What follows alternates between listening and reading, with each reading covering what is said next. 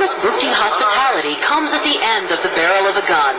We were escorted by a convoy of heavily armed guards to ensure safe passage into territory where tribal warfare still rages in a raw countryside of rugged mountains and unpaved roads.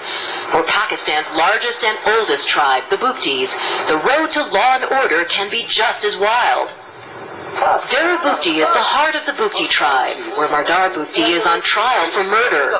But Pakistani police or a judge will never hear the case. The prosecution and defense will rest on Mardar's walk over a bed of hot coals. If he is innocent, spare him, the senior tribesman prays to Allah. If he is guilty, burn his feet. 7 agonizing steps. The crowd shouts, save him, as they dunk his feet in cold water. Mardar and the tribe now wait to see if any telltale blisters grow. The police don't offer justice, the Bugti chief security officer says. Here, if someone is guilty, it'll show when he walks on fire. We'll decide in 24 hours. And it is this man who will decide. Nawab Akbar Khan Bugti, the tribe's chief who is father, protector, judge, and jury for 187,000 Bugti tribespeople who worship him. They are spread out over a vast territory, too wild for the Pakistani government, which long ago ceded control. Because the overwhelming majority of the people follow those laws and rules and all that. So the government, if they go against this, just like striking a brick wall. Just try telling a Bugti warrior that Pakistan says he's got to turn over his automatic rifle or face life in prison.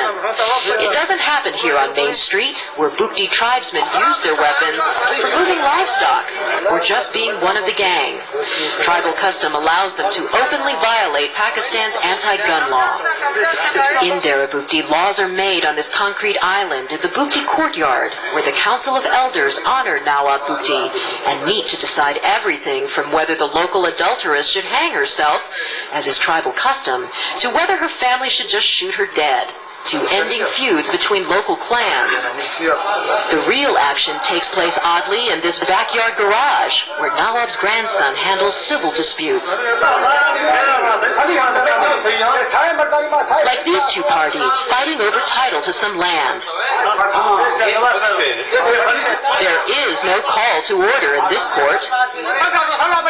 Finally, Baram Bugti tells both parties to sit down and shut up. Decisions made are as binding as life or death. They refuse. What if they refuse? What happens? They refuse, they can't be here, then they have to leave because everybody will gather around to chase them out.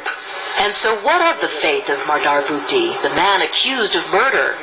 He is brought to Nawab Bugti as night falls, and the chief rules on the evidence. Guilty. Because the coals burned Mardar's souls, Nawab has ruled the dead victim's family can decide later whether to take Mardar's land and money or kill him. He pleads for mercy now, but gets none. Carol Lynn, CNN, Dera Bugti, Pakistan.